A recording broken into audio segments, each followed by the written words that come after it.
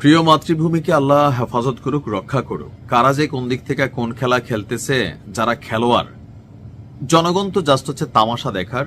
আর যে কোচে রাম তার সাথে জাম, চিল্লায়া বলেন ঠিক কিনা? ঠিক ঠিক, এগুলাই আমাদের কাজ। খেলে তো উপরে, বাংলাদেশকে নিয়ে খেলে আরো উপরে।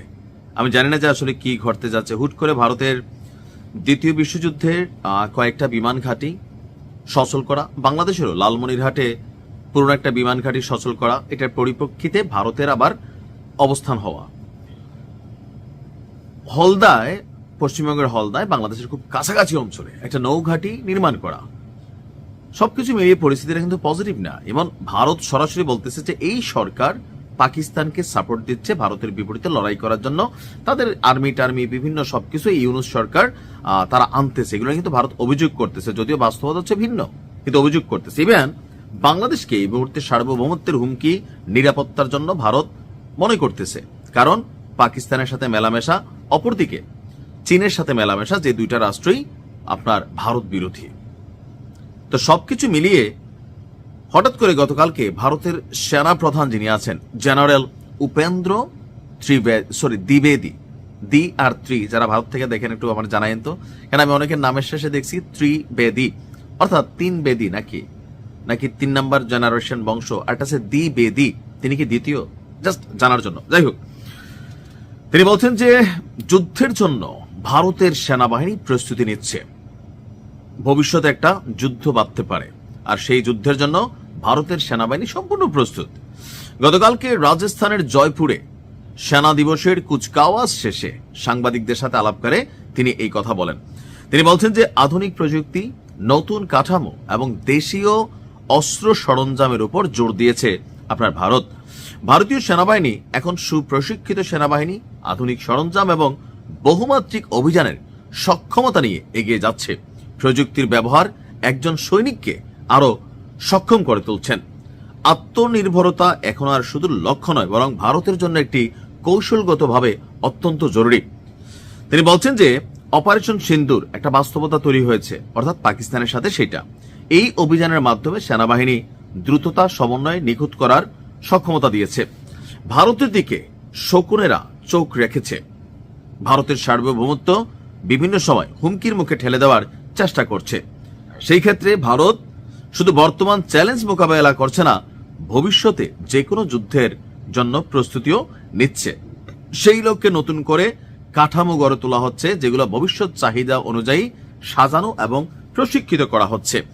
এই যে অংশটা মাথায় রেখেন, পরে আসতেছি আবার।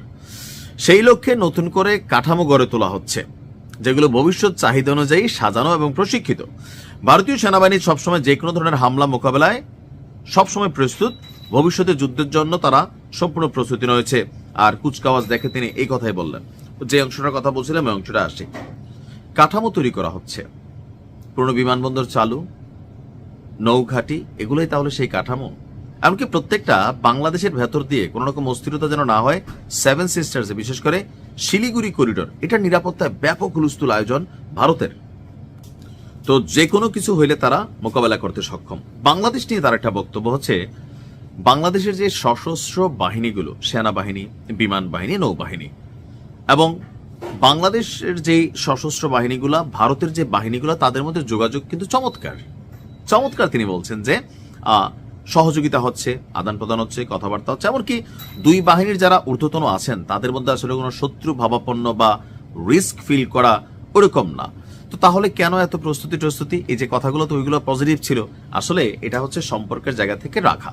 এমনকি বর্তমান অন্তর্বর্তী সরকারকে তারা খুব বেশি মূল্যায়ন করছেন না, তারা রাজনৈতিক সরকারের অপেক্ষা আছেন, সেটাও কিন্তু বলছেন যে রাজনৈতিক সরকার আসলে সব ঠিক হয়ে যাবে। অপরদিকে দেখেন নরেন্দ্র মোদী, তিনি বিএনপির যিনি বর্তমান চেয়ারম্যান জনাব তারেক রহমানকে আগামী দিনে ক্ষমতায় দেখতে চান।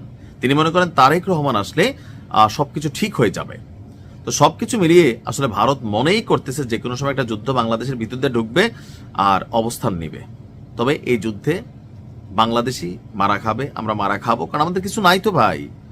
ফেসবুকে আমরা লাফাইতেছি ভাই, নারায়ে তাকবীর দিয়া হয়তো সওয়াব পাওয়া যাবে, জান্নাত পাওয়া যাবে, কিন্তু এটা দিয়ে ভারতের সাথে যুদ্ধ করা যাবে না।